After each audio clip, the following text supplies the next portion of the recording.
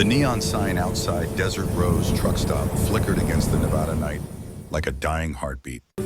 Kate Morrison stood behind the counter at 2:30 in the morning, watching her reflection in the window glass overlay the darkness beyond. 38 years old, 15 years as an ER nurse, and here she was wiping down Formica for the third time in an hour, serving coffee to strangers who never looked her in the eye. The storm had been building for hours. Lightning fractured the sky over the desert, and thunder rolled across the empty highway like artillery fire. Kate knew that sound. Her father had been military. Colonel William Morrison, United States Air Force, retired. The man who'd stopped speaking to her 5 years ago when she married David the architect, who turned out to be better at designing buildings than maintaining relationships. 3 years divorced now. David had remarried within 6 months a woman named Melissa, who was 32 and taught Pilates. Kate had seen the wedding photos on Facebook before she deleted her account. She lost the house in the settlement, lost half her retirement savings, and kept only her pride in the knowledge that she'd paid for their son's first 2 years of college without asking David for a dime. Michael was 19 now, pre-med at the University of Nevada. He called once a week, usually on Sunday afternoons when he had time between study groups. The conversations had grown shorter. He had his own life. That was good. That was what she'd worked for. But the apartment she rented above the used bookstore on 4th Street felt enormous in its emptiness, and the silence had teeth. The truck stop occupied a lonely stretch of Route 95 halfway between nowhere and nothing. The overnight shift paid an extra $2 an hour, and Kate needed every cent. Michael's tuition for next semester was due in 3 weeks, and she was still $800 short.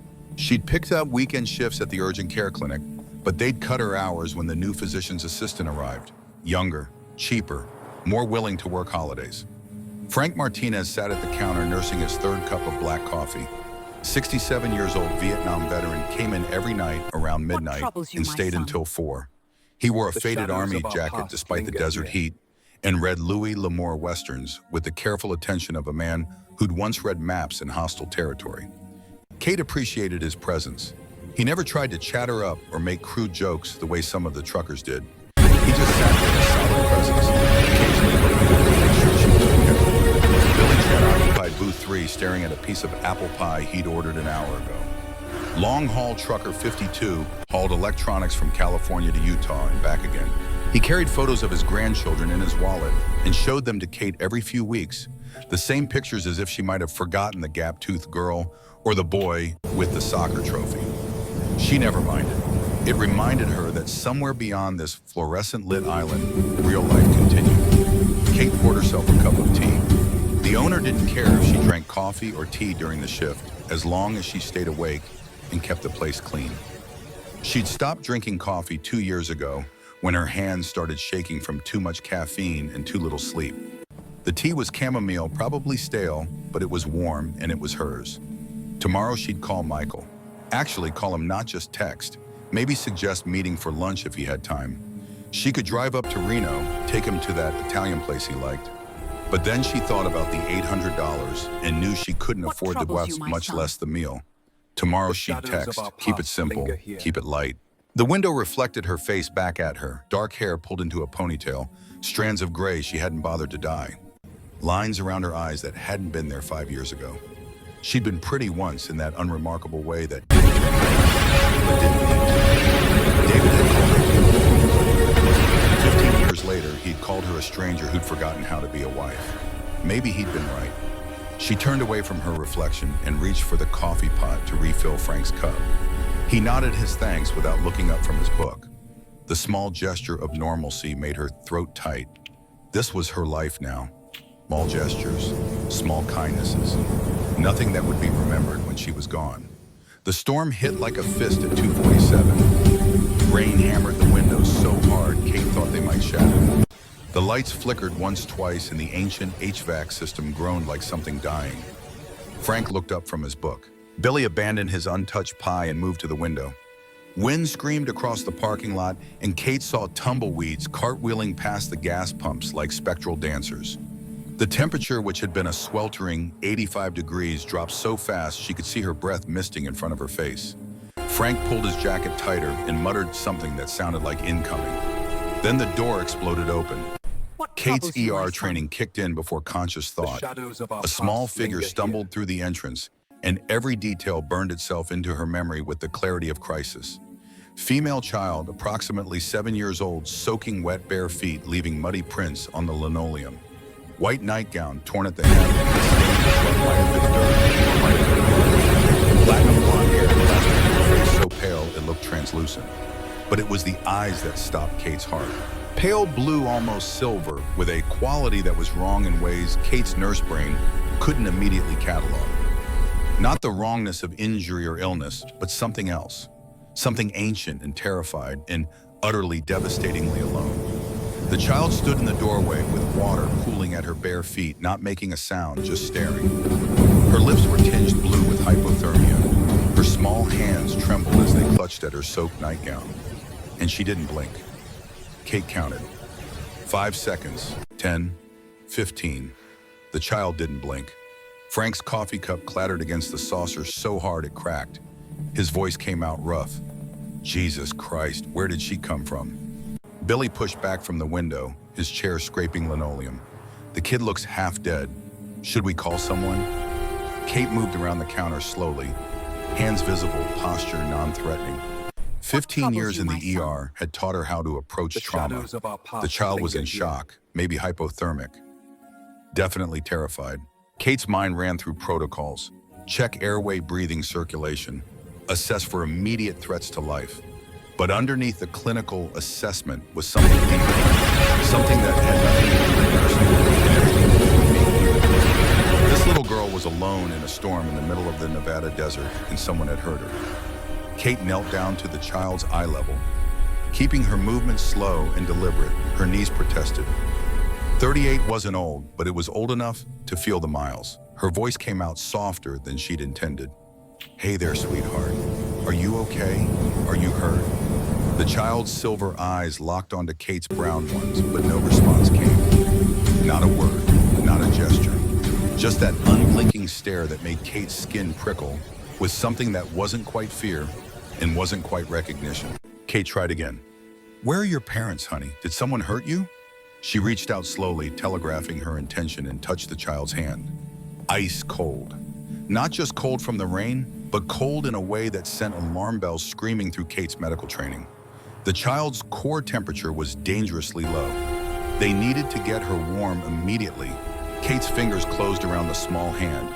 The child flinched violently and let out a sound that made everyone in the diner freeze. It wasn't quite a scream. It was something primal, something that bypassed language and went straight to the lizard brain. The sound of a wounded animal caught in a trap of prey that knows the predator is close to terror so absolute it couldn't be expressed in mere vocabulary. The fluorescent lights above them flickered violently, and Frank's coffee mug didn't just fall. It shattered on the floor with a sound like a gunshot. Billy took a step back. What the hell? But Kate's training held. She'd seen this before. PTSD in children, severe trauma response, sexual abuse victims who couldn't bear to be touched, combat veterans who woke up swinging at shadows. The child's mouth opened and closed, but no words came out. Only that terrible, silent scream of panic, and her whole body shook like she was seizing. Kate's mind raced through her brother's panic attacks. Lucas had been 17 when their father left, and the abandonment had triggered something in him that therapy and medication could only partially control. Kate had learned to talk him down from the edge 100 times. Soft voice, no sudden movements. Create a focal point. Give the brain something safe to lock onto. She reached into her apron pocket. Among the pens and order pad and spare change was something she kept for the rare occasions when truckers brought their kids through. A small plastic bottle drugstore bubble solution with a tiny wand attached to the cap. Kate had bought it 6 months ago on a whim, thinking of Michael when he was small, thinking of simpler times. Now she unscrewed the cap with fingers that only trembled slightly. Her voice dropped to a whisper. Just watch, just for a second. She dipped the plastic wand into the soapy solution and blew gently. Bubbles emerged, iridescent spheres that caught the harsh fluorescent light and transformed it into something magical. They floated through the air around the child's face, each one a tiny planet of rainbow colors, drifting and spinning and popping softly against her cheeks and hair. The change was instant and startling. The child's panic breathing slowed. Her silver eyes widened with something that wasn't terror. Wonder, maybe, or recognition of something beautiful in a world that had become only ugly things. She lifted one trembling hand and touched the bubble. It burst against her palm with the softest sound, and a ghost of a smile crossed her lips.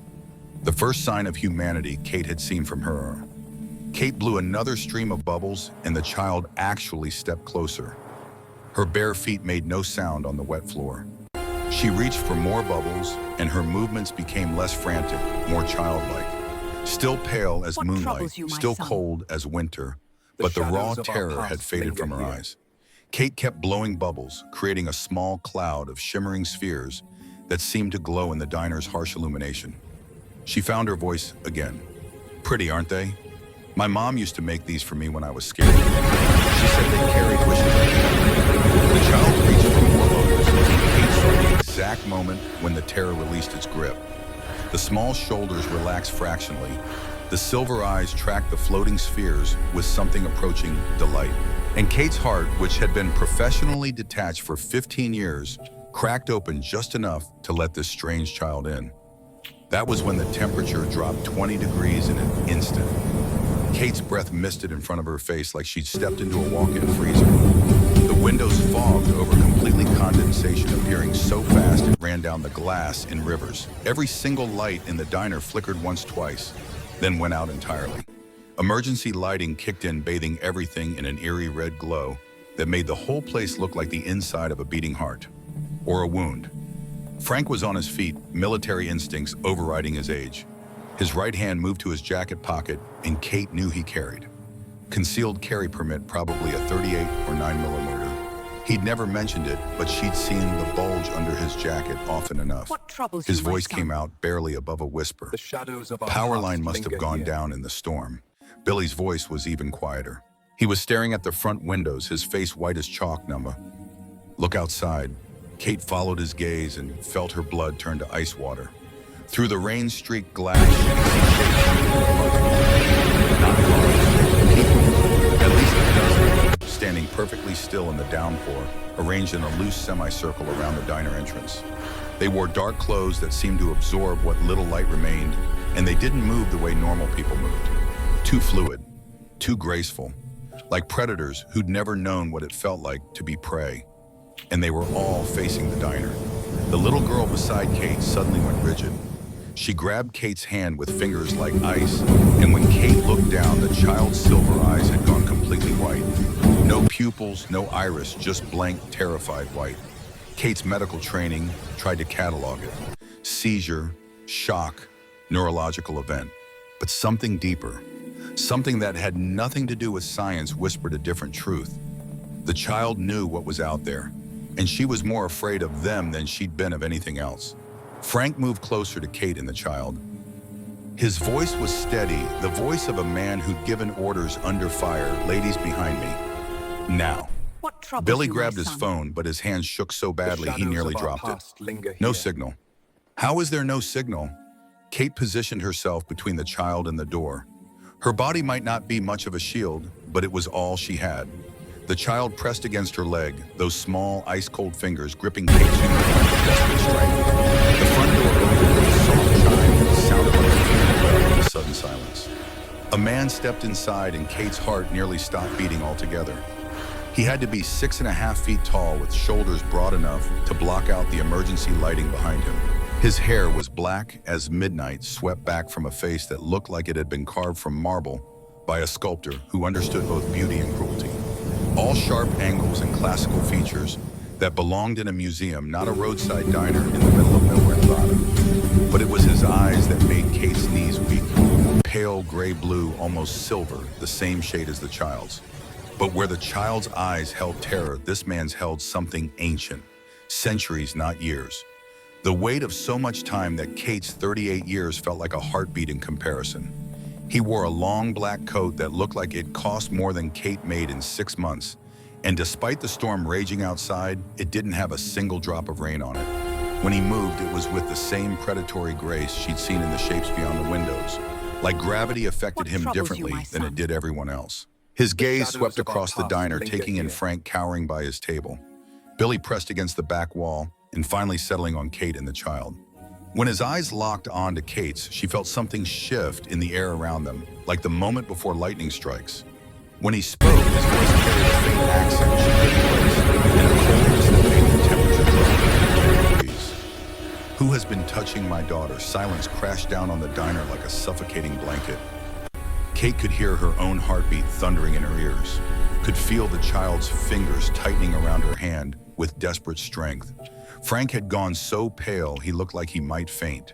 Billy pressed himself further against the wall, as if he could somehow disappear into it. The man, this creature who called himself the child's father, stood in the doorway like a dark angel of death. Behind him, Kate could see more figures filing silently into the parking lot. They moved with that same unnatural grace, spreading out to surround the building. Every exit was being systematically blocked. Kate's mouth went dry. Whatever these people were, they weren't normal. The way they moved, the way the temperature kept dropping, the way the very air seemed to bend around them. It was wrong in ways her mind couldn't fully process. But she'd been a nurse long enough to trust her instincts, and her instincts were screaming that she was in the presence of something dangerous. The man took another step into the diner. His boots made no sound on the linoleum floor, and Kate realized she couldn't hear him breathing. The silence was so complete, she could hear the rain hammering against the windows, could hear Frank's ragged breathing, could hear her own pulse pounding in her temples. His voice came again, soft and somehow motionless. "I asked a question, and I expected an answer." His silver eyes swept over Frank, who immediately pointed a shaking finger at Kate. His voice cracked. "Her. She's the one who was talking to the kid." Kate gasped, but she couldn't blame him. Terror had a way of turning people into cowards. She'd seen it in the ER. Patients who'd throw their own family members under the bus to avoid pain. It was a survival instinct, ugly but human. The man's attention focused on Kate like a laser, and she felt exposed, vulnerable. As if he could see straight through to her soul, could catalog every failure and disappointment and secret shame she'd ever carried. Those ancient eyes took in everything. Her rumpled uniform, her work-worn hands, the way she instinctively moved to shield the child behind her. His voice was soft as velvet and twice as deadly. "You touched what belongs to me. Do you have any idea what you've done?" Kate's fear spiked, but underneath it, anger began to burn. This child had been terrified, alone, soaked to the bone in the middle of the night, hypothermic, possibly abused. And this man, whoever he was, whatever he was, had let it happen. Her voice trembled but held. She was scared. She was just a little girl who needed help. "I wasn't going to hurt her." Something flickered across the man's perfect features. Surprised that she found the courage to speak. The word came out like he'd never heard it before, help. His tone suggested the concept was foreign to him, like she'd spoken in a language he didn't understand. He took another step closer, and Kate could smell something on him. Not cologne, but something wilder. More primal, like winter forests and old blood and things that should have stayed buried. "You think you were helping her?" He gestured at the child who was trying to hide behind Kate's legs. "Look at her." Kate's protective instincts overrode her terror. She straightened to her full height, which still left her nearly a foot shorter than him. "She's terrified. She's freezing. She can barely speak." What was I supposed to do? Just ignore her? The man took another step closer. When he spoke, each word was enunciated with the precision of someone who'd learned English centuries ago and never quite lost the formality. "You have no idea what she is, what I am. You've interfered with forces beyond your comprehension, little human." The way he said human made Kate's skin crawl, like she was a different species altogether. Not just different, lesser. But Kate had spent 15 years dealing with difficult families in the ER. Angry parents who'd neglected their children and then blamed the medical staff. Abusive spouses who demanded to see their victims. She learned to hold her ground, to speak with authority, even when she was terrified. Her voice came out steadier than she felt. "I don't care what you are. She's just a child." That was when the child did something that shocked everyone in the room, including her father. She let go of Kate's hand and stepped forward, wrapping her small arms around Kate's leg in a fierce hug. Her silver eyes, no longer blank with terror, looked up at Kate with something that might have been gratitude or affection. or both? The man froze. For the first time since he'd entered the diner, his composure cracked. Kate watched emotions flicker across his marble features. Confusion, disbelief, and something that might have been wonder or grief or both. His voice changed, became softer, almost vulnerable. Aurora. Daughter. The child Aurora turned to look at her father, but she didn't let go of Kate's leg. Instead, she reached out with one small hand, making a gesture Kate didn't understand. But it clearly meant something to him, because he took a step back, then another, as if his daughter had physically pushed him. The word came out like a prayer or a curse. That's impossible. Kate found her voice. What? What's impossible? The man stared at his daughter for a long moment, something shifting in those ancient eyes. When he looked back at Kate, the deadly coldness was still there, but underneath it was something else. Curiosity, perhaps, or calculation. His voice was quiet, it was contemplative. She hasn't spoken to anyone in 5 years, hasn't touched anyone, hasn't trusted anyone. His gaze settled on Kate's face with new intensity. Until you, Kate felt a chill that had nothing to do with the supernatural cold filling the diner. What are you talking about? Instead of answering, his man stepped closer, close enough that Kate could see her own reflection in his silver eyes. Close enough that she could see the faint lines at the corners of those eyes, the only sign of age in an otherwise ageless face. What's your name, human? Kate hated how small her voice sounded. Kate Morrison. He said her name like he was tasting it, rolling it around in his mouth to test its weight. Kate Morrison, you will come with me. The words weren't a request. They were a statement of fact delivered with the casual certainty of someone who'd never been denied. Kate tried to step back, but Aurora's arms around her leg held her in place. What? No, I can't just leave. I have a gate. I have a life. The man's smile was sharp as a blade. You have nothing. No family, no real friends, no one who would miss you if you disappeared tonight. He paused and his smile became something truly terrifying. All predator. No humanity. Don't look so shocked. I know everything about everything that's pathetic in town. Kate's blood ran cold. This was right. Completely devastatingly right. Michael was hours away in Reno, wrapped up in his own life. She had no siblings except Lucas, and he was in rehab in Arizona fighting his own demons. Her father hadn't spoken to her in 5 years. David certainly wouldn't notice if she vanished. She'd been so busy surviving that she'd forgotten to build a life worth surviving for. The man continued, his voice carrying the weight of a royal decree. My daughter has chosen you. Therefore you will come with me. You will care for her. You will give her whatever comfort she seems to find in your presence. Kate found her voice again. And if I refuse, his smile became something that belonged in nightmares. Then you won't live to regret the decision. Before Kate could protest further, Aurora tugged on her hand and pointed toward the door. The little girl's silver eyes held a plea that Kate couldn't ignore even if she wanted to. There was something in that gaze, some quality of desperate need, that bypassed all rational thought and went straight to Kate's heart. The man gestured and 2 of his companions entered the diner. What troubles you, They my moved son? like shadows flanking Kate, but not quite touching her. Their faces were pale and perfect and utterly inhuman. The man's voice was smooth as silk. Gentlemen, escort our guest to the car. Kate tried to pull away. Wait, I don't even know who you are. The man paused at the door. His black coat billowed around. When he turned back, his smile was full of sharp edges and ancient power. He executed a slight bow that somehow managed to be mocking Lord Damian Ashford. And you, Kate Morrison, are about to discover that your simple little life has just become infinitely more complicated. Kate looked back at Frank and Billy. Frank's hand was still in his jacket pocket, but he made no move to draw his weapon. His eyes were wide with the same terror she felt. Billy had his phone pressed to his chest like a talisman, useless without signal. She wanted to scream for help, but what help could they provide?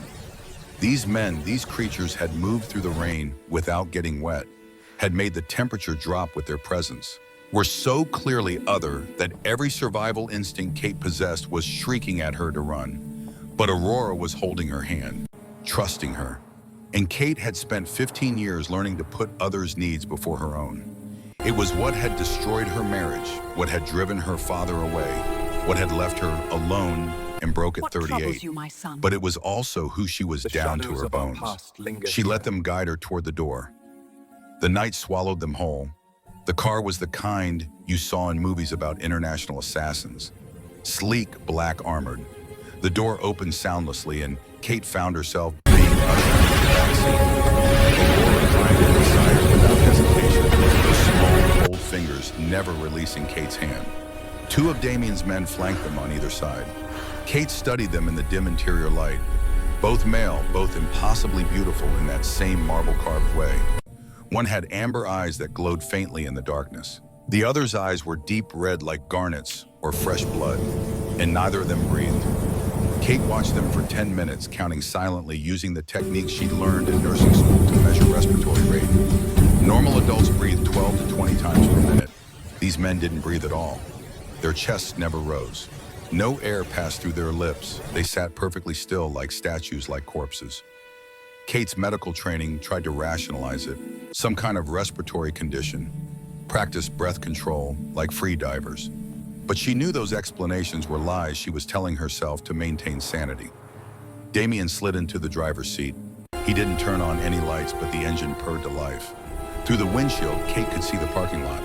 The figures who'd surrounded the diner were dispersing, moving to other vehicles, a convoy forming. Damien's voice came from the front seat, not looking back. You have questions. It wasn't a question. It was a statement delivered with the certainty of someone who could read minds, or at least read people with uncomfortable accuracy. Kate found her voice. Starting with who are you really? Damien pulled onto the highway heading north. The storm had passed as suddenly as it had arrived, leaving only wet roads and the smell of ozone. His voice was calm, almost conversational. My name is Damien Ashford. I'm the patriarch of an old family. Very old. We're private people, wealthy, isolated. Kate watched the desert landscape slide past the windows. They were leaving the main highway, turning onto smaller roads she didn't recognize. No traffic, no lights, just darkness and the occasional Joshua tree silhouetted against the starless sky. Damien continued. 5 years ago, my wife was killed in our home. Aurora witnessed it. His voice didn't change inflection, but Kate heard the pain underneath. The kind of pain that had gone so deep it had calcified, become part of his structure. Since then, she hasn't spoken, hasn't connected with anyone. Until you. Kate looked down at Aurora, who had fallen asleep with her head on Kate's lap. The child's face was peaceful in sleep, no trace of the terror that had consumed her in the diner. Kate found herself stroking the platinum blonde hair. Without thinking, a gesture she'd made 1,000 times with Michael when he was small. Kate's voice was barely a whisper. Why me? I'm just a nurse. Damien's eyes met hers. In the dim light, they seemed, maybe that's exactly what she was. Someone genuine. They drove in silence for another hour. The landscape grew wilder, more desolate. They'd left the desert behind and were climbing into mountains Kate didn't recognize. Pine trees pressed close on either side, their branches creating a canopy so thick that even the stars couldn't penetrate it. Kate's phone had lost signal half an hour ago. She checked again compulsively, but the screen showed no bars. No GPS. Just the time, 4:37 in the morning. In 3 hours, her shift at the truck stop would end. Someone would find the abandoned diner, the shattered coffee mug, maybe the bubble wand still lying on the floor. They'd call the police. But what would the police do? What evidence was there of a crime Kate had left willingly? Technically, there were no signs of struggle, no blood, no bodies. She thought of Michael. He'd call on Sunday like always. When she didn't answer, would he worry? Or would he assume she was busy working extra shifts, trying to scrape together his tuition money? She should have told him she loved him more often. Should have called instead of texting. Should have made time for lunch in Reno, $800 or not. Dawn was breaking when they finally arrived. The Ashford estate rose from the landscape like a Gothic cathedral built by fallen angels. Kate had seen pictures of places like this in architectural magazines. Victorian Gothic, he would have called it. Built sometime in the late 1800s, all turrets and spires and Gothic arches. But this was larger than any private residence Kate had ever seen, easily the size of a small hotel. It was massive. 3 stories of dark stone that seemed to absorb the dawn light rather than reflect it. Towering spires that disappeared into the morning mist. Every window glowed with warm golden light, but instead of appearing welcoming, It looked like the eyes of some great beast watching their approach. Gargoyles perched on the corners of the building, their stone faces twisted in eternal screams. Or perhaps eternal laughter. Kate couldn't tell which would be worse. Damien's voice cut through her awe. "Welcome to Ashford Manor, your new home." Kate wanted to protest that this wasn't her home, that she'd agreed to nothing permanent, but the words died in her throat. Because as the car pulled up, the circular drive made of black stone that reflected the dawn like obsidian figures began emerging from the estate's entrance. They moved in perfect synchronization, forming two lines that led to the massive front doors. Servants, Kate realized. At least 20 of them, all dressed in dark formal wear that looked like it belonged to another century. High collars and tailored jackets for the men, long dark dresses. But it was their eyes that made Kate stomach clench with fear. Every single one of them glowed with unnatural light. Amber, silver, deep red like fresh blood, pale gold, colors that had no place in human eyes, colors that spoke of things Kate didn't want to name. The car stopped and one of Damien's men opened the door. He gestured for Kate to exit, and she had no choice but to comply. Her legs felt like jelly as she stepped onto the black stone. Aurora immediately took her hand, those small fingers gripping tight. The moment Kate's feet touched the ground, every single servant dropped into a deep bow. Their voices spoke in unison, creating an eerie harmony that echoed off the estate's walls. "My lord, welcome home." Damien strode past them without acknowledgement. But Kate noticed how their glowing eyes tracked his every movement with something that looked like worship. Not just loyalty, not just respect, something deeper, something that bordered on religious devotion. He paused at the entrance, a doorway easily 12 feet tall and carved with symbols that hurt to look at directly. When Kate tried to focus on them, her vision swam and her head began to ache. Damien's voice carried across the courtyard. "Kate Morrison, welcome to Ashford Manor." The interior was even more overwhelming than the exterior. The entrance hall soared 3 stories high, with a chandelier made of what looked like black crystal casting dancing shadows on the walls. Oil paintings lined the corridors, severe-looking individuals with those same silver eyes, all of them staring down with expressions of cold judgment. Kate found herself looking up at them as Damien led her deeper into the manor. The paintings were old, some of them clearly from the 1800s based on the clothing and style.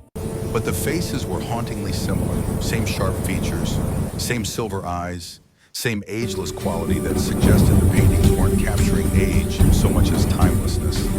Damien noticed her staring the Ashford bloodline. "We've ruled this territory for over 800 years. Kate's voice came out faint. "Territory, everything within a 50-mile radius belongs to me.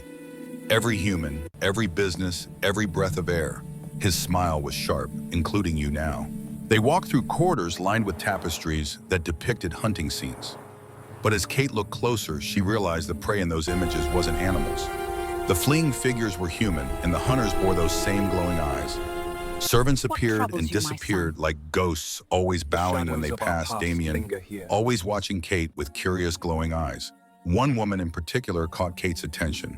Elderly, or at least appearing elderly, with silver hair pulled into a severe bun, and amber eyes that held surprising warmth. She stepped forward and executed a deep curtsy. "Mrs. Helena Crosshead, housekeeper." "At your service, Miss Morrison." The accent was British cultured, the kind Kate associated with BBC period dramas. Kate found herself responding automatically. "Just Kate. I'm here to help Aurora." Helena's surprise was evident. "You're American. We were told to expect a European specialist." Damien's voice was firm. Plans changed. "Kate is exactly what Aurora needs." Helena's gaze moved from Damien to Aurora to Kate, and something shifted in her expression. Understanding, perhaps. Or calculation. She curtsied again. "Of course, my lord. I'll prepare the chambers immediately." Damien led Kate up a grand staircase. The steps were marble worn smooth by centuries of footsteps. The banister was carved wood dark and polished with more of those strange symbols that made Kate's head ache when she looked at them too long. They reached the second floor and walked down a corridor lit by wall sconces that flickered like candles but produced no smoke. What troubles you, The carpet son? underfoot was thick and soft, patterned with designs that might have been flowers or might have been something else. Damien stopped at a door and pushed it open. "Your quarters." The suite was larger than Kate's entire apartment. A four-poster bed dominated the space carved from dark wood and draped in silk that looked like it cost more than she made. Floor-to-ceiling windows overlooked gardens so perfectly maintained they looked like paintings. A sitting area with leather chairs faced a fireplace large enough to stand in. But it was the connecting door that made Kate's throat tight. She could see through into the adjoining room, smaller but similarly appointed. Aurora's room. Damien's voice was quieter now. You'll be close to her. She'll need that. Helena appeared in the doorway with remarkable speed. Miss Morrison, I've taken the liberty of preparing some clothes for you. Your dimensions were provided.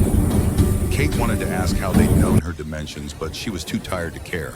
She could see a wardrobe standing open, filled with clothes that were definitely not her style, but looked comfortable. Soft sweaters, dark jeans, simple dresses. Damien moved toward the door. Rest. Aurora needs you well. We'll speak more this evening. Kate found her voice. Wait, what am I supposed to do? What are the rules? Damien paused his hand on the doorframe. When he looked back, his face was unreadable. There's only one rule, Kate Morrison. Keep my daughter safe. Help her heal. Do that, and you'll have everything you need. He left before Kate could ask what would happen if she failed. Aurora stood in the center of the room, looking small and lost in the vast space. Kate knelt down, bringing herself to the child's eye level. Hey, sweetheart. Kate stood. Let's get you into some dry clothes and then bed. Does that sound good? Another nod.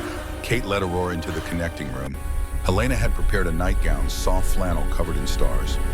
Kate helped Aurora change, noting the child's pale skin, the sharp canines that were just slightly too pointed, the way her body temperature never seemed to rise despite being indoors. Questions piled up in Kate's mind, but Aurora was swaying on her feet with exhaustion. Kate pulled back the covers on the small bed and helped Aurora climb in. The child curled into a ball, clutching the edge of the blanket. Kate sat on the edge of the bed. I'm going to be right next door. If you need anything, just call for me, okay? Aurora's voice was so soft, Kate almost missed it. Stay. Kate's heart cracked open a little more. Of course, sweetheart. I'll stay. She lay down on top of the covers and Aurora immediately moved closer, pressing against Kate's side. Kate wrapped one arm around the small body and felt Aurora relax by degrees. The child's breathing evened out. Her grip on Kate's sleeve loosened. Kate stared at the ceiling, watching shadows dance as the dawn light grew stronger outside.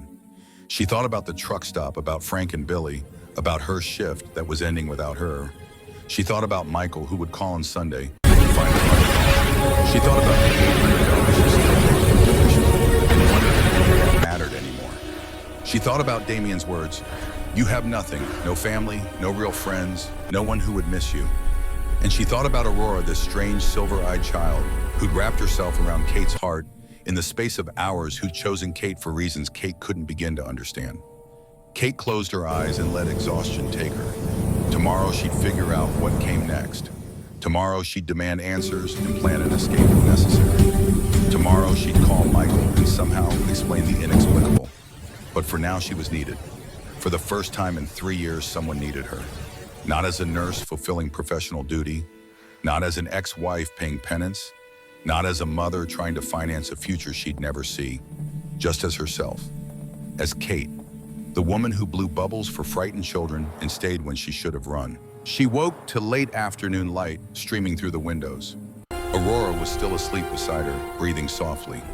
Kate's body ached from sleeping in an awkward position, and her uniform was wrinkled and stiff with dried rain. She eased herself off the bed without waking Aurora and returned to her own room.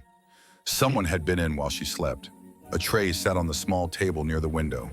Tea in a proper pot, sandwiches cut into triangles, fruit that looked impossibly fresh. Kate poured herself a cup of tea and looked out at the gardens. The estate stretched for what looked like miles. Formal gardens gave way to wilder lands beyond forest and mountain rising in the distance. No other buildings visible. No roads. No sign of civilization. She was completely isolated. Kate found her phone in her pocket. Still no signal. She tried anyway, called Michael's number. Nothing. Not even a dial tone. She tried texting. Message failed to send. Panic started to rise, but she forced it down. She was a nurse. She'd dealt with worse situations. Hostile families, dangerous patience. She'd once talked down a man high on meth who was threatening to kill everyone in the ER. She could handle this. She just needed information and a plan. Kate changed into the clothes Helena had provided. Dark jeans that fit perfectly, a soft gray sweater, comfortable flats. She found a bathroom connected to her room marble, and mirrors, and a tub large enough for 3 people. She washed her face, brushed her hair with a brush she found in a drawer. Stared at herself in the mirror. The same face she'd seen reflected in the truck stop window, but something in her eyes had changed. Fear, yes, but also something else. Determination, maybe. Or desperation. A soft knock at the door. Helena's voice came through as hoarse. Lord Ashford requested your presence in the library. Kate opened the door. Helena stood there with perfect posture, hands folded in front of her. Up close, Kate could see the fine lines around her eyes, the slight looseness of skin at her jaw. The woman looked 60, maybe 65, but her amber eyes held the same ageless quality as Damien's.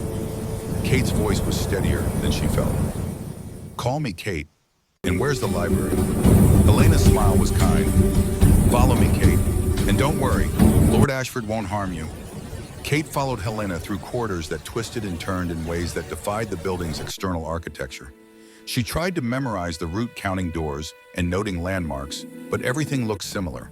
Dark wood, oil paintings, flickering sconces. They descended a staircase and entered a wing Kate hadn't seen before. Finally, Helena stopped at a door and knocked twice. Damien's voice, enter. The library was everything Kate had expected and more. Floor-to-ceiling shelves filled with ancient books surrounded a fireplace large enough to stand in. A fire crackled there despite the mild temperature outside. Leather chairs faced the hearth, and Damien sat in one of them reading a book that looked older than Kate's entire family tree. He looked up as she entered. Kate, thank you for joining me. It wasn't a request. Kate sat in the chair across from him, keeping her spine straight, her hands folded in her lap. Body language that said she was cooperating, but not submitting. Damien set his book aside. I imagine you have questions. Kate's voice was flat. That's an understatement. Damien's smile was faint, then asked, I'll answer what I can. Kate took a breath. Who are you? What are you? Why did you take me? And what happens if I try to leave? Damien leaned back in his chair, studying her with those silver eyes directly. I appreciate that. Very well. I am Damien Ashford, Lord of this territory, head of the Ashford bloodline. I am 834 years old, turned vampire in the year 1191 in what is now England. The words hung in the air between them. Kate's rational mind tried to reject them, but everything she'd seen, everything she'd felt pointed to the impossible truth. Damien continued, I took you because my daughter chose you, and when one of our kind makes such a choice, it is sacred. You may leave if you wish. I won't stop you. But I hope you'll stay. What troubles you, my Kate's son? voice rose. You're telling me vampires are real, that you're a vampire, that Aurora is a vampire. Damien's expression didn't change. Yes, Kate stood pacing. This is insane. Vampires don't exist. They're fairy tales myths. Damien remained seated, his voice calm. And yet here we are. Prove it. Prove you're a vampire. Damien stood in a movement so fast, Kate's eyes couldn't track it. One moment he was sitting. The next he was standing directly in front of her, close enough that she could feel the cold radiating from his body.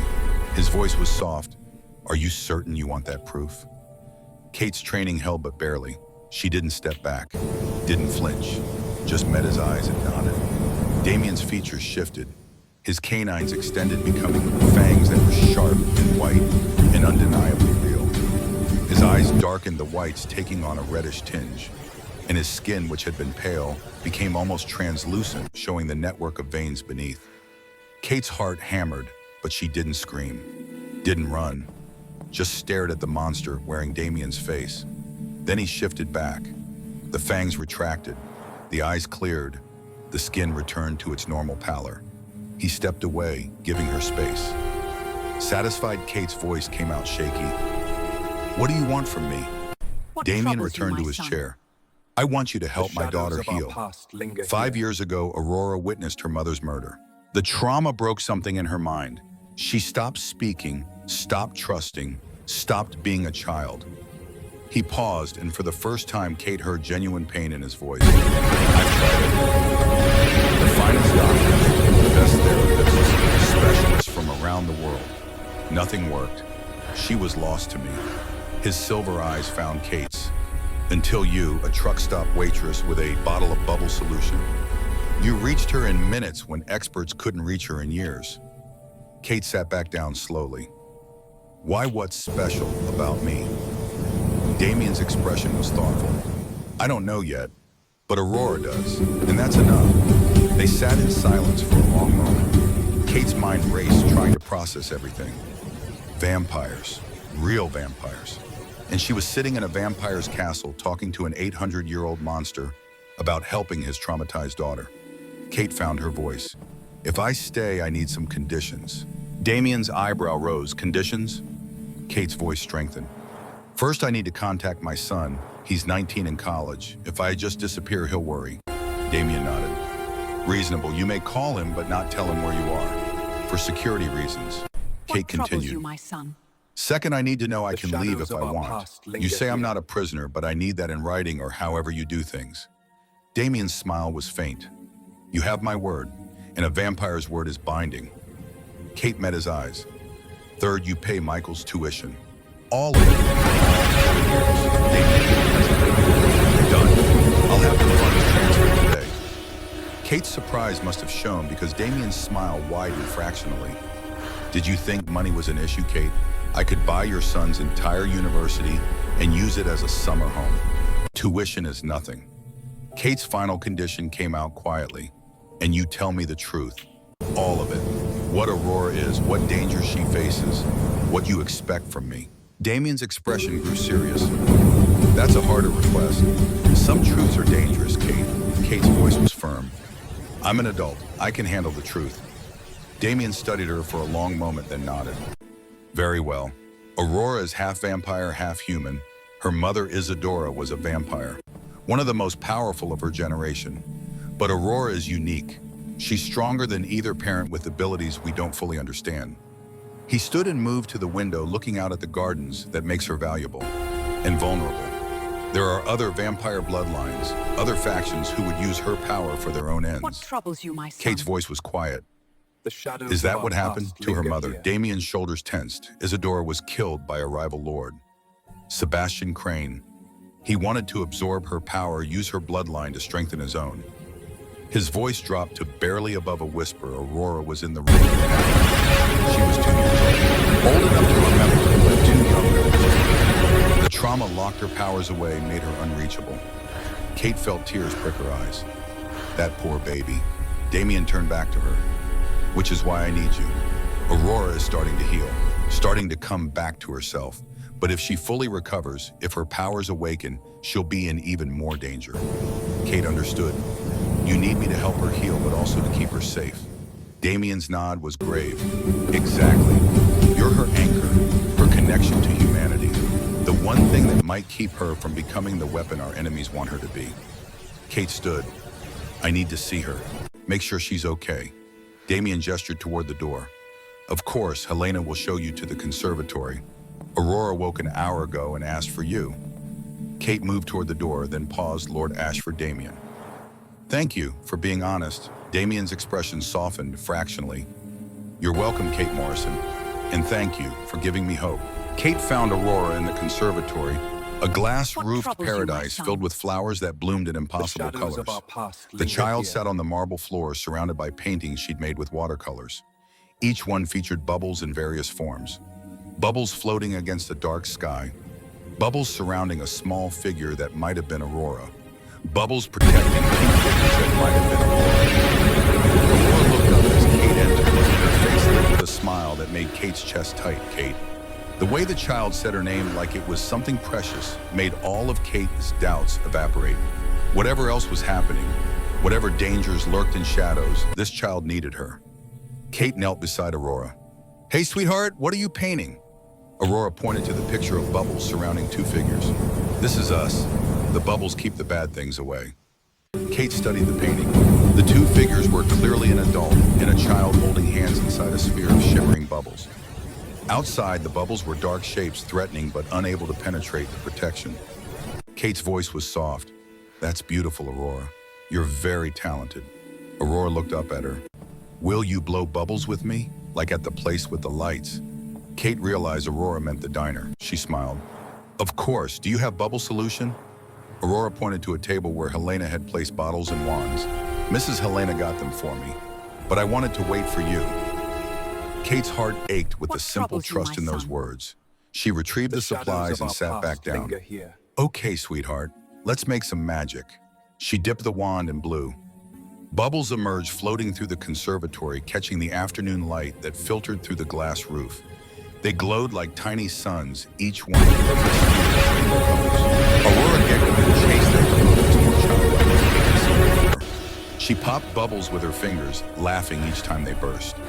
And Kate sat on the cold marble floor, blowing bubbles until her cheeks ached and her heart felt fuller than it had in years. She didn't notice Damien watching from the doorway. Didn't see the expression on his face, the softening of harsh lines, the first genuine smile he'd worn in 5 years. Didn't see him reach up to touch his cheek and find it wet with tears he hadn't known he could still shed. But Helena noticed, and when their eyes met across the conservatory, she nodded once. Approval, hope, recognition that something had shifted in Ashford Manor, that the darkness was starting very slowly to lift. The sun set over the mountains, painting the sky in shades of gold and crimson. Kate stayed with Aurora as the light faded, blowing bubbles until the child grew tired. She carried Aurora up to bed, tucked her in, read her a story from a book Helena provided. Aurora fell asleep with her hand wrapped around Kate's thumb. Kate sat beside the bed for a long time, watching the child's peaceful face, listening to her steady breathing. She thought about Michael, about the call she needed to make. She thought about the truck stop, about her apartment, about the life she'd left behind. She thought about Damien's words, "You have nothing." But sitting here in a vampire's castle, holding the hand of a traumatized Kate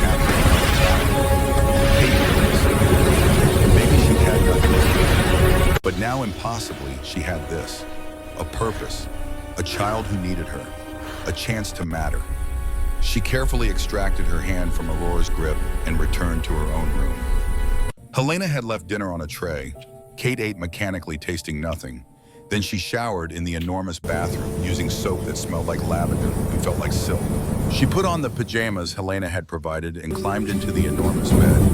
The sheets were soft as clouds, and the mattress was the most comfortable thing she'd ever lain on.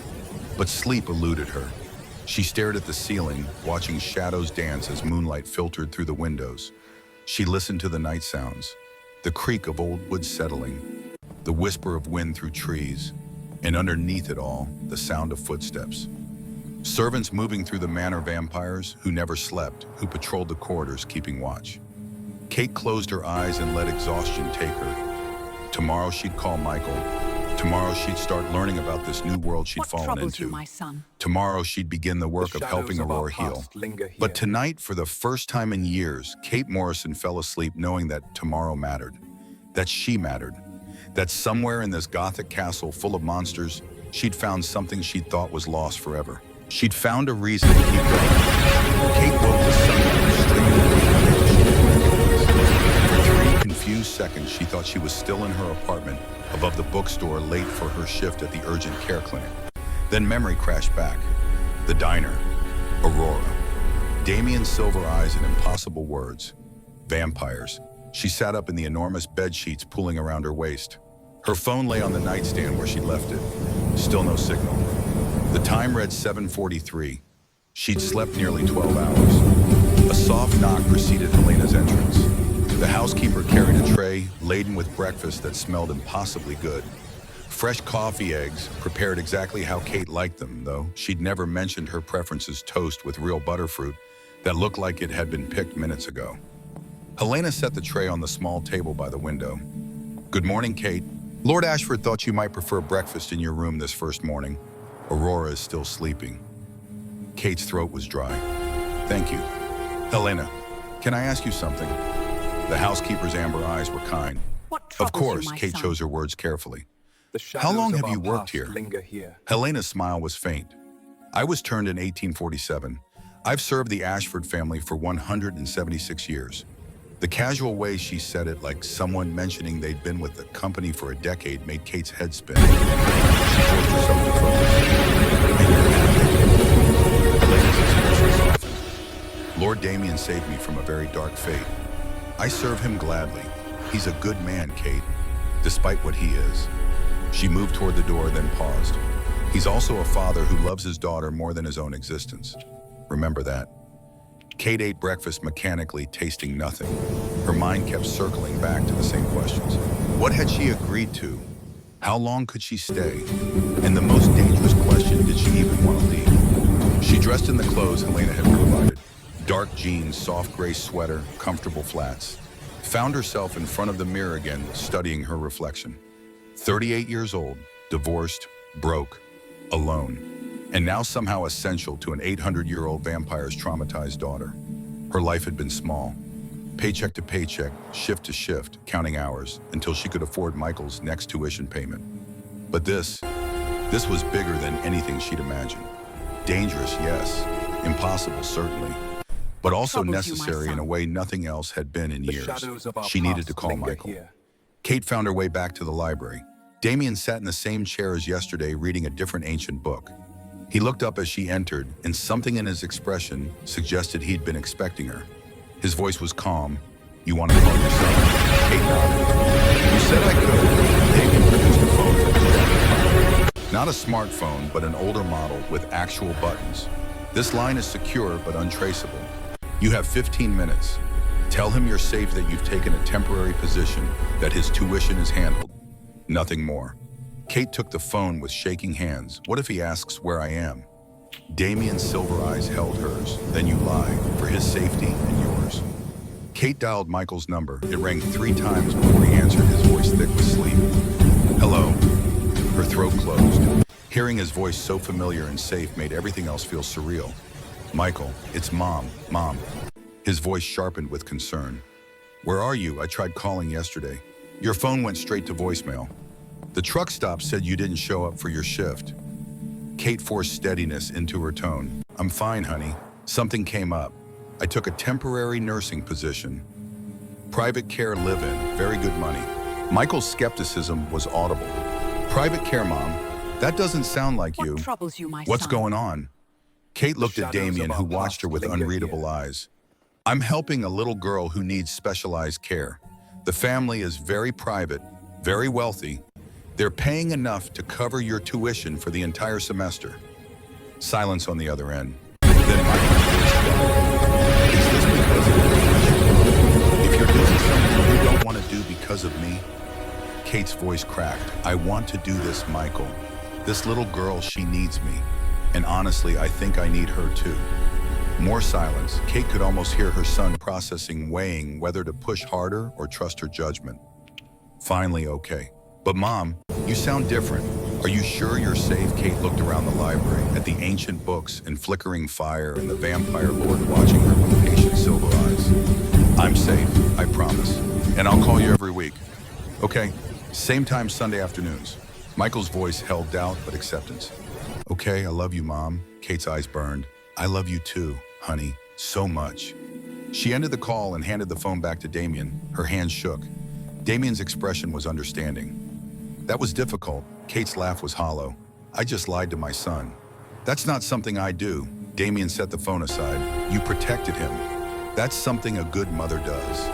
The words hit harder than Kate expected. What troubles you, She my turned son? away, blinking back tears. The shadows I of should our check past on linger Aurora. here. Damien's voice followed her. Kate, thank you for staying. Kate found Aurora in the conservatory again, this time with Helena. The child sat on the marble floor, surrounded by art supplies, painting another picture of bubbles. She looked up as Kate entered, and her face transformed with joy. Kate, the simple words spoken with such delight made Kate's earlier doubts evaporate. Kate knelt beside her. Good morning, sweetheart. What are you making? Aurora pointed to her painting. It's you, with the bubbles, making everything safe. The picture showed a woman with dark hair surrounded by a corona of bubbles that glowed like tiny suns. The woman's face was simple, childlike, but the expression was clear. Protection, love, safety. Kate's voice was soft. Oh, it's beautiful, Aurora. Helena stood. I'll leave you two. Kate, lunch will be served at noon in the small dining room. I'll show you the way. After Helena departed, Kate and Aurora fell into an easy rhythm. Kate blew bubbles while Aurora chased them laughing. The sound of her laughter echoed off the glass walls, pure and musical. Kate found herself laughing too, the first genuine laughter in months. Time passed without Kate noticing. The sun climbed higher. The conservatory grew warm. Aurora's paintings piled up, each one featuring bubbles in various forms. And Kate kept blowing, kept creating those small spheres of shimmering beauty, kept watching this broken child slowly piece herself back together. A week passed, then two. Kate established a routine that felt more natural than anything in her old life. Mornings in the conservatory with Aurora and Bubbles. Afternoons exploring the manor's gardens, Kate telling stories while Aurora listened with attention.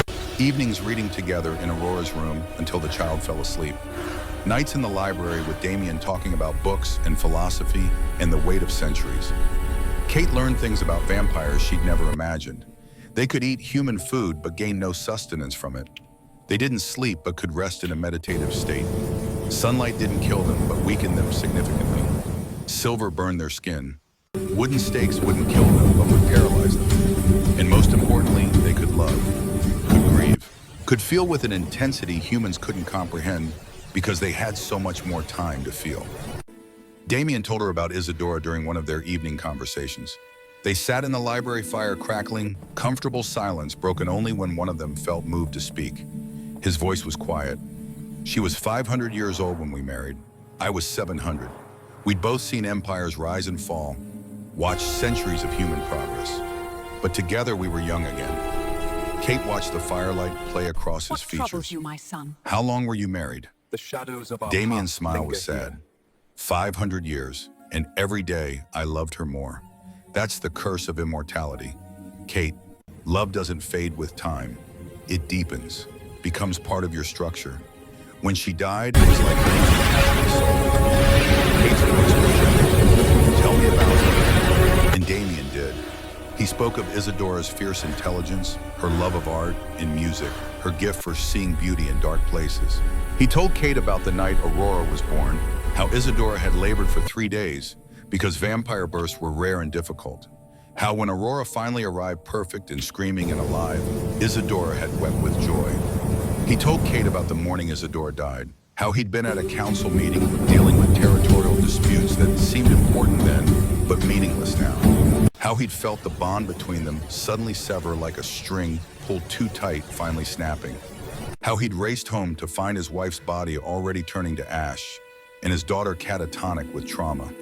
Damien's voice broke. I should have been there, should have protected them. Instead, I was playing politics while my family was being destroyed. Kate reached across the space between them and touched his hand. His skin was cold, but the gesture was warm. You couldn't have known. Damien's fingers closed around hers. What troubles you, That's what my everyone son? says. But I knew The Sebastian shadows of our Crane was past dangerous. linger here. Knew he coveted Isadora's power. I just didn't think he'd be bold enough to attack my home. Kate's voice was soft. Where is he now, Sebastian? Crane. Damien's smile was sharp and cold, dead. I hunted him for 6 months. When I finally found him, I should have been days. The casual way he said it should have terrified Kate, but instead she felt a strange sense of justice. This was a father who'd avenged his wife and protected his daughter. The methods were brutal, but the motivation was pure. They sat in silence, hands still touching across the space between their chairs. Outside, night deepened. Inside, something shifted. A connection forming between the weary vampire lord and the exhausted nurse. Two people who had lost everything, learning to hope again. Kate's phone call with Michael on Sunday went better than the first.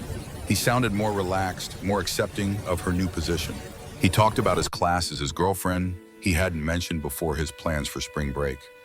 Normal things that reminded Kate there was a world beyond Ashford Manor. After the call, she felt lighter. Michael was okay. His tuition was paid. He was living his life. And she was here doing something that mattered. The third week brought unexpected complications. Kate was in the garden with Aurora when Helena appeared. Her expression troubled What troubles Kate. you, my son? There's a phone call for you. The shadows of On our the main past line. linger here. Kate's heart jumped, Michael. Helena shook her head. Your ex-husband. Kate's stomach dropped. She followed Helena inside to a small office she hadn't seen before. An old-fashioned telephone sat on an antique desk. Kate picked up the receiver and shook hands. David's voice was clear. "We need to talk about this job you took." Kate's defenses went up immediately. "What about it?" David's tone suggested he was barely controlling his temper. "I had a PI friend run a background check on this Ashford family." Kate's blood went cold. "You did what?" David continued, as if she hadn't spoken. "These people don't exist, Kate. No tax records, no public records before 1950. The manor is registered to a trust that dates back to 1887.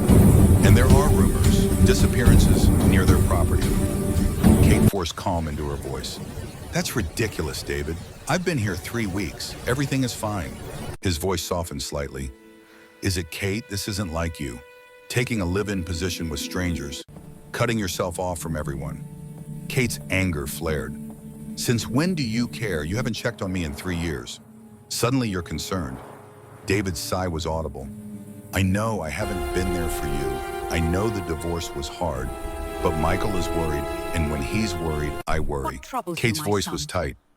"Michael is fine. I talked to him yesterday. His tuition is paid. He's doing well in school. He has a girlfriend now." "Did you know that?" Silence. Then David's voice quieter. "No, he doesn't tell me much anymore." Kate felt a bitter satisfaction. Maybe because you were too busy to pay attention. Another road. Kate hated herself for it. David had been a decent husband until he wasn't. The failure of their marriage wasn't entirely his fault. She'd been so focused on being the perfect nurse, the perfect mother, that she'd forgotten to be a partner. David's voice was strained. "Kate, please, just come home. If you need money for Michael's tuition, I'll help. Melissa and I talked about it. We want to help." Kate's laugh was harsh. "Now you want to help after 3 years of radio silence. Suddenly you're willing to pay." She closed her eyes, forced steadiness back into her tone. "I appreciate the offer, David, but I'm doing important work here. A child needs me. I'm not leaving." David's voice turned cold. "Then you're more stubborn than I remembered." He hung up. Kate stood holding the dead phone, her hands shaking with anger and confusion, and something that might have been guilt. She found Damien in his study, a room she hadn't seen before. Dark wood paneling, more ancient books, a massive desk covered in papers that looked like they were written in languages Kate didn't recognize. He looked up as she entered. "Your ex-husband called. It wasn't a question." Of course he knew. Kate sank into a chair. "He had me investigated. Thinks I'm in danger." Damien set down the paper he'd been reading. "Are you?" Kate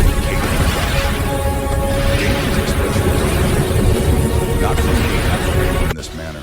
"But yes, Kate, there are dangers. Other vampire factions who would see Aurora as a weapon or a threat. Humans who hunt our kind. The world is more dangerous than you know." Kate's voice was quiet. "Then maybe David is right. Maybe I should leave." Damien stood and moved to the window. "You're free to go. I won't stop you." He turned back, and something in his expression made Kate's breath catch. "But Aurora will be devastated. She's made more progress in 3 weeks with you than in 5 years without you. She's speaking in full sentences now. Laughing, playing, being a child again." His voice dropped. "And if I'm being honest, I'll be devastated too." Kate's heart hammered. Why Damien crossed back to his desk, not quite meeting her eyes. "Because you've reminded me what hope feels like. What it means to care about something beyond survival and revenge.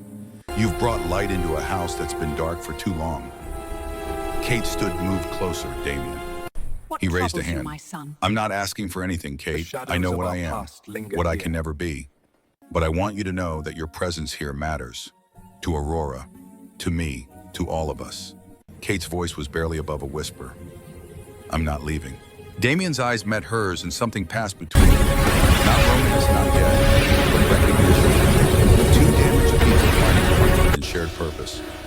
That night, Kate lay awake in her enormous bed, unable to sleep. She thought about David's warning about the investigation, about the rumors of disappearances. She thought about Damien's admission about Aurora's progress, about the way this strange Gothic manor had started to feel more like home than her apartment ever had. She got up and walked to the window. The grounds were dark except for a few lights along the garden paths. She could see figures moving in the distance. Guards, probably. Vampires who patrolled the estate keeping watch. A soft sound made her turn. Aurora stood in the connecting doorway, clutching a stuffed rabbit Kate hadn't seen before. Kate's voice was gentle. "Hey, sweetheart. Bad dream." Aurora nodded and moved into the room. Kate lifted her into the bed and Aurora curled against her side. The child's voice was sleepy. "Don't leave, Kate. Please don't leave like Mama did." Kate's throat closed. "I'm not going anywhere, baby girl. I promise." Aurora's breathing evened out quickly. What troubles Kate you, my held her son? staring at the ceiling, feeling the weight of that promise. She'd just committed herself to a world she didn't fully understand to protect a child who wasn't hers to help a vampire lord who'd somehow become important to her. She thought about her father, Colonel Morrison, who'd always said promises were sacred. You make a promise, you keep it, no matter the cost. Kate had made a choice. Now she'd have to live with the consequences. Morning came with new routines. Kate and Aurora had breakfast in the small dining room, a cozy space that felt more like a real home than the formal rooms elsewhere. Helena served pancakes shaped like rabbits, and Aurora squealed with delight. After breakfast, they went to the conservatory for their daily bubble ritual. Kate blew while Aurora danced, and the morning light made the bubbles glow like tiny stars. Kate found herself humming a song her mother used to sing, and Aurora joined in with her high, clear voice. Damien appeared in the doorway and both Kate and Aurora looked up. His expression was softer than Kate had yet seen. Aurora ran to him. "Papa, come blow bubbles with us?" Damien's surprise was evident. I don't think Kate extended the bubble wand. "Come on, it'll be good for you." Damien took the wand awkwardly, like someone handling an unfamiliar weapon. He blew tentatively and a stream of bubbles emerged. Aurora laughed and chased them, and Damien's face transformed with something close to joy. They spent the morning together, the three of them, creating clouds of shimmering bubbles and filling the conservatory with laughter. Kate watched Damien with his daughter and saw past the ancient vampire lord to the father who'd been drowning in grief. When Aurora grew tired, Damien carried her up to her room for a nap. Kate followed and stood together at Aurora's bedside watching her sleep. Damien's voice was very loud. "Thank you for this." Kate's hand found his. "You're welcome." They stood like that for a long moment, hands clasped, watching Aurora breathe. Outside, clouds gathered. Inside, something fragile and precious took root.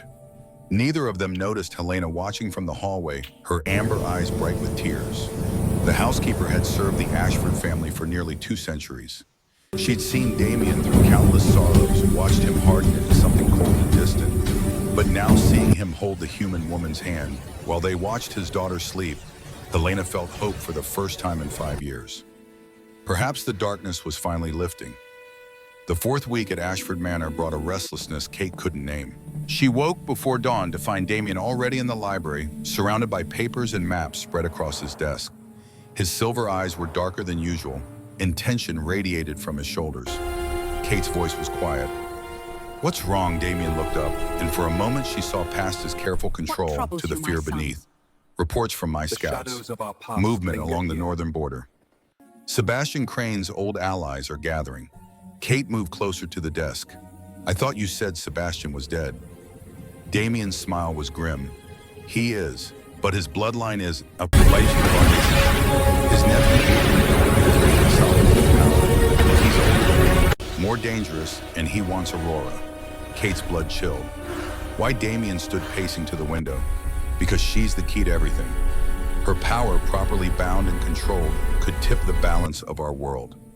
Adrian leads the Crimson Court, a faction that believes vampires should rule openly, that hiding among humans makes us weak. He turned back. Aurora could be the weapon he needs to make that happen. Kate's voice was firm. "Then we protect her, whatever it takes." Damien studied her with an intensity that made her pulse quicken. "You say that now. But Kate, if it comes to war, this manor won't be safe. I have contingency plans, safe houses where I can hide Aurora if necessary." Kate moved to stand beside him. "Then we use them." Damien's hand found hers. "You'd run with her. Leave everything behind again." Kate met his eyes. "I already left everything behind. For her. For you, I'm not running now." The moment stretched between them, charged with something neither was ready to name. Then Damien's expression shifted, became the cold mask of command. "I need to meet with my council. Helena will stay with you and Aurora today. Don't leave the manor grounds." Kate wanted to argue but recognized the tone. This wasn't a request. All right. Damien left and Kate went to wake Aurora. The child was already awake, sitting on the bed with a troubled expression.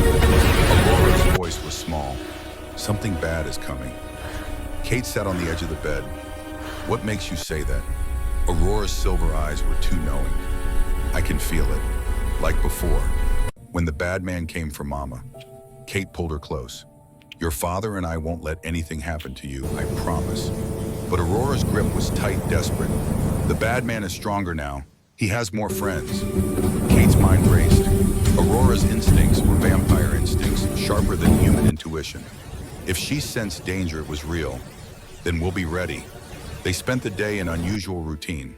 Kate kept Aurora close, staying in the inner rooms of the manor. Helena moved through the halls with increased frequency, and Kate noticed more guards than usual.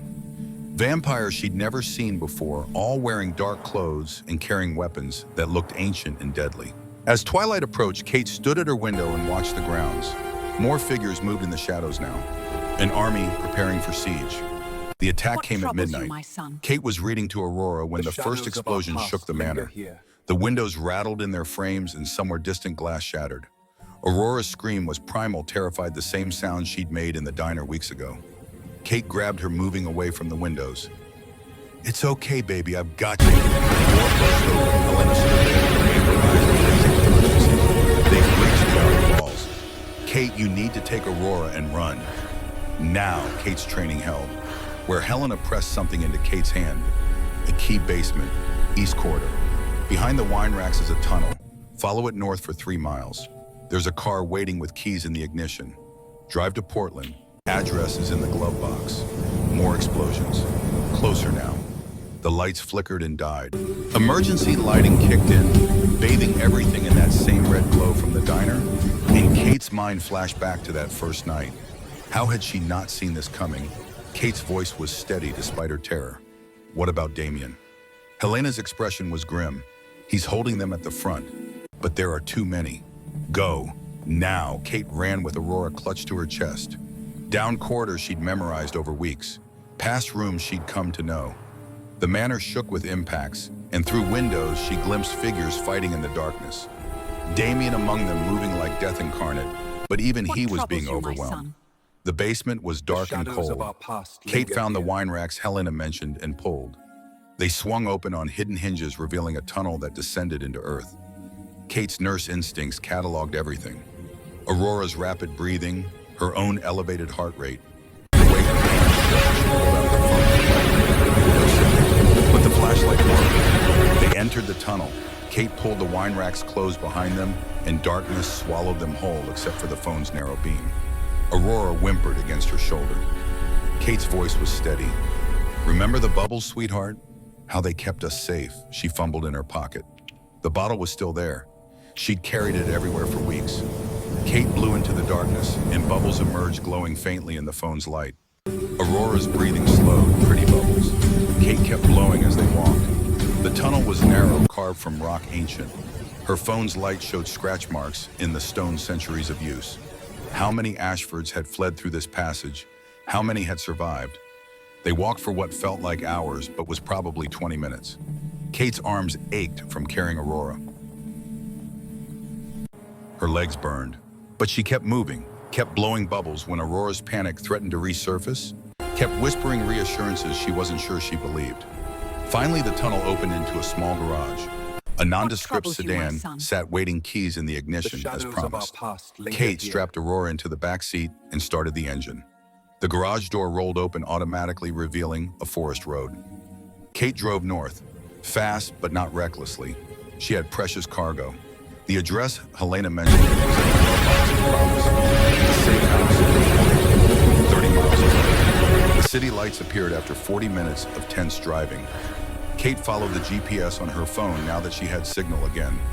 The address led to an older neighborhood, craftsman homes with neat yards. Normal, safe, everything the manor wasn't. The house looked unremarkable. White picket fence garden with late autumn flowers. But as Kate pulled into the driveway, the front door opened before she could knock. A woman stood there, 60s, silver hair, kind eyes that held the weariness of someone who'd seen too much. Human eyes, Kate noted with relief. The woman's voice was warm despite the circumstances. "You must be Kate. I'm Margaret. Come in quickly." Inside the house was everything the manor wasn't. Comfortable furniture, family photos on the walls, the smell of something baking. Margaret ushered them to a living room and disappeared, returning with tea and cookies. Kate's hands shook as she accepted the cup. "How do you know about us?" Margaret sat across from them. "My husband was vampire. He died 15 years ago, but I've maintained this safe house for Damien ever since. Emergency sanctuary for those who need it." Aurora had fallen asleep on the couch, exhausted from terror. Kate kept one hand on her shoulder. "What's happening at the manor?" Margaret's expression was grave. Damien called them. They're holding him. The crimson cord came with more force than expected. Kate's throat tightened. "Is he Damien?" Margaret's voice was gentle. "He's alive. Worried about you both. I told him you were safe." He sounded relieved. Kate felt tears threaten and forced them back. "What do we do now?" Margaret stood. "Now you rest. There's a guest room upstairs. Aurora needs sleep, and so do you. In the morning, we'll figure out next steps." Kate carried Aurora upstairs. The room was simple but comfortable. She laid Aurora in the bed, curled around her, protective and terrified. She must have dozed because she woke to the sound of voices downstairs. Male voices, one of them familiar in a way that made her heart stop. Kate eased out of bed, leaving Aurora sleeping, crept to the stairs and looked down into the living room. Margaret stood by the fireplace, and across from her, in full military dress uniform, despite being retired, stood Colonel William Morrison, Kate's father. Kate descended the stairs, each step feeling like walking to her own execution. "What troubles you, my Dad." son?" The colonel turned, and his face showed no surprise. "Hello, Katie." Kate's voice came out flat. "How did you find me?" The colonel's expression was controlled. "Your ex-husband called me 2 weeks ago, said you'd gotten mixed up with dangerous people. I've been investigating ever since." He gestured at Margaret. "Military intelligence doesn't detect Katie. I have resources. When your trail led to an old vampire safe house in Portland, I knew the situation was worse than David suspected." Kate felt her world tilting. "You know about vampires?" The colonel's laugh was bitter. "Katie, I've been hunting them for 40 years. Why do you think I spent so much time overseas? The missions they never talked about. I wasn't just Air Force. I was part of a task force dedicated to eliminating vampire threats." Kate's knees went weak. She sat on the stairs. "You hunted vampires, and you never told me." The colonel moved closer. "How could I? You were my daughter. I wanted you to have a normal life, a safe life. Instead, you've fallen into the exact thing I spent decades trying to protect you from." His voice hardened. "Now you're going to come home. You're going to leave this vampire child and her father behind. And you're going to forget any of this happened." Kate stood, anger overriding shock. "No." The colonel's expression darkened. "What troubles you, my "That son?" wasn't a request, Katie." Kate's voice was steel. "I'm not 16 anymore, Dad. You don't get to order me around. Aurora needs me. Damien needs me. I'm not leaving." The colonel studied his daughter. "They've gotten to you, made you think you matter to them. But Kate, you're just food to them. Just pray that it's temporarily useful." Kate descended the rest of the stairs until she stood face to face with her father. "You're wrong. Aurora is a little girl who watched her mother die. She's been traumatized for 5 years, and I'm the first person who's helped her heal. Damien is a father desperately trying to protect his daughter from people who want to use her as a weapon." She took a breath. "They're not monsters, Dad. They're family." The colonel's expression shifted. "You're in love with him, the vampire lord." Kate's cheeks heated. "I didn't say that." The colonel's voice was quiet. "You didn't have to. I can see it in your face." Silence stretched between them. Then the colonel sighed, and suddenly he looked every one of his 69 years. "I lost your mother to cancer. Lost you when you married that fool David. I can't lose you to monsters, Katie." Kate's voice softened. "You won't lose me, but you have to let me make my own choices, even if you don't agree with them." The colonel was about to respond when Margaret's phone rang. "What troubles She you, my answered, son?" listened, her face going pale. The "They're coming here. The Crimson Court tracked you somehow. They'll be here in minutes." Kate's blood froze Aurora. She raced up the stairs. Aurora was sitting up in bed, eyes wide with terror. "Kate, the bad man found us. Kate scooped her up. "We're leaving, right now." But as they descended the stairs, the front door exploded. Three vampires stood in the opening. Two Kate didn't recognize, but the third made her breath catch. Gabriel Stone, Damien's head of security. The vampire Kate had seen dozens of times at the manor, always professional, always loyal. Gabriel's expression was anguished. "I'm sorry, Kate. They have my daughter." Kate backed up the stairs. "Gabriel, don't do this." Gabriel moved into the house. "Her name is Lily. She's 6 years old. Adrian Thorne took her 6 months ago. Said if I helped him get Aurora, he'd release her." The colonel stepped forward and Kate saw he held a weapon she hadn't noticed before. An older pistol, heavy and lethal silver bullets. "They won't kill you, but they'll hurt like hell." He fired. The shot was deafening in the confined space. Gabriel screamed and fell back, smoke rising from the wound in his shoulder. Margaret grabbed Kate's arm. "Basement. There's another tunnel."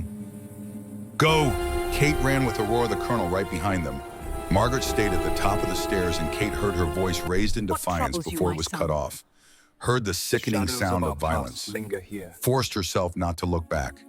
The basement was smaller than the manors. The colonel found the hidden panel and pulled. Another tunnel narrower than the first. They'd barely entered when the two remaining vampires appeared at the tunnel. The colonel fired in 5 seconds, but seconds were all they had. The tunnel ended in a small chamber. Stone walls, no exit. They were trapped. The vampires appeared at the entrance, Gabriel behind them clutching his wounded shoulder. His face was grief-stricken. "I didn't want this. You have to believe me." Kate positioned herself between the vampires and Aurora. "Then help us. Gabriel, you're a father. You know this is wrong." Gabriel's voice broke. "And what would you do for your son, Kate? What wouldn't you do to save Michael?" Kate had no answer. Because he was right. She'd do anything to save Michael, including terrible things. The lead vampire smiled. "Enough talking.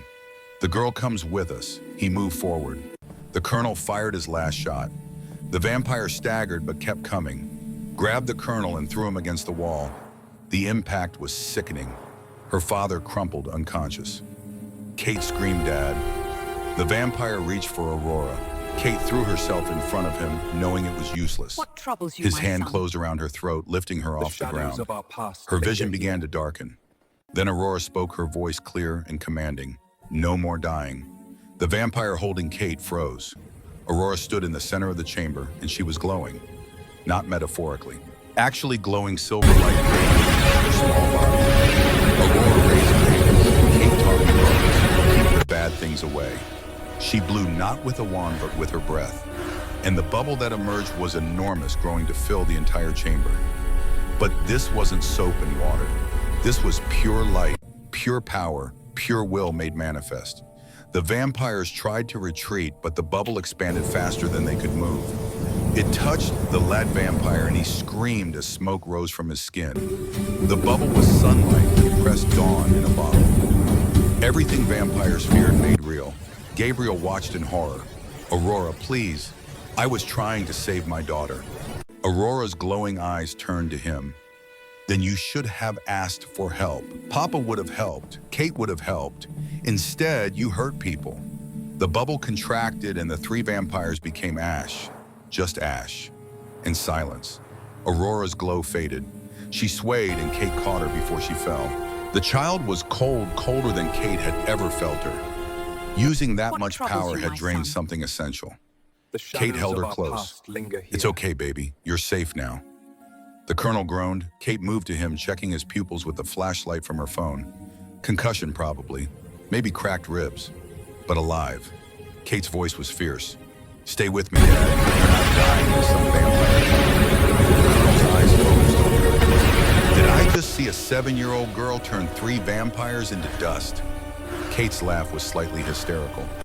"Welcome to my new normal." Footsteps in the tunnel. Kate tensed, ready to defend her makeshift family with nothing but desperate determination. But the figure that appeared was Damien.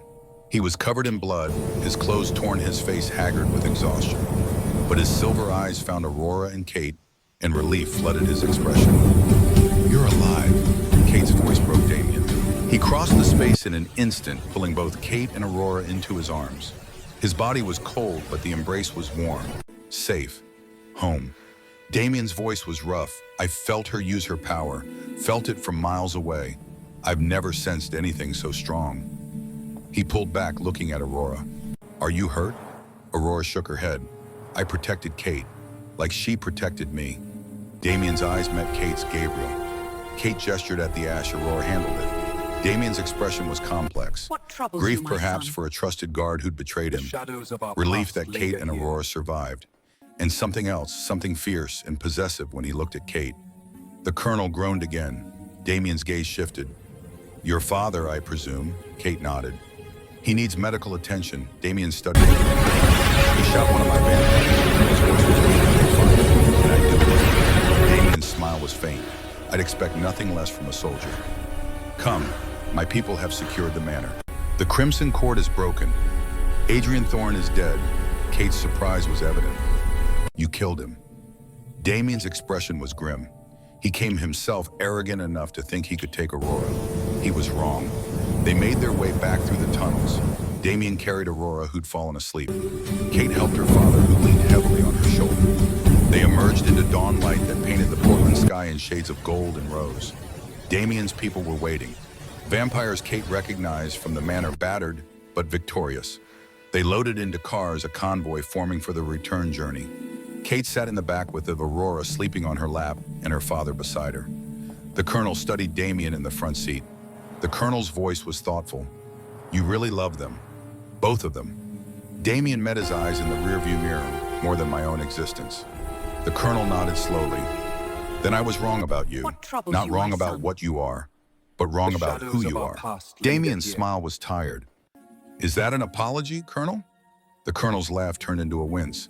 Don't push your luck, vampire. But you protect my daughter, and that child or military retirement won't stop me from coming after you. Damien's expression was respectful. Understood, sir. They drove in silence until the manor came into view. Damaged, but standing. Home.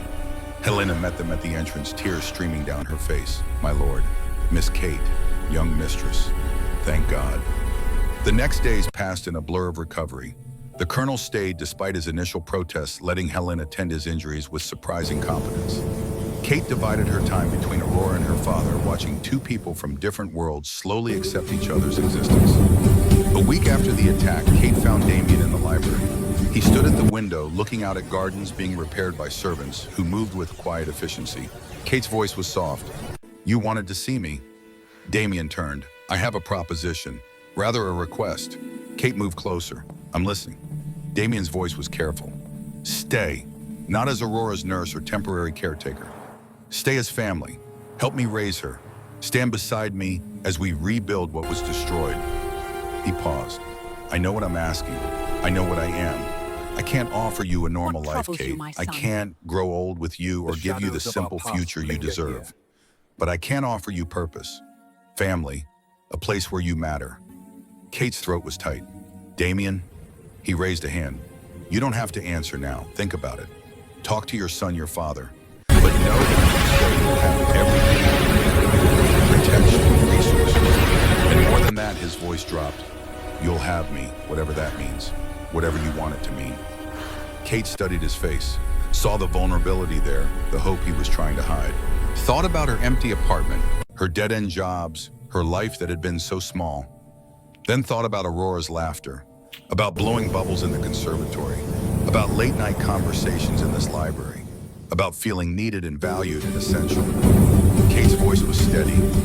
I don't need to think about it. I already know my answer. Damien's expression was guarded, and Kate closed the distance between them. I'm staying. I'm not going anywhere.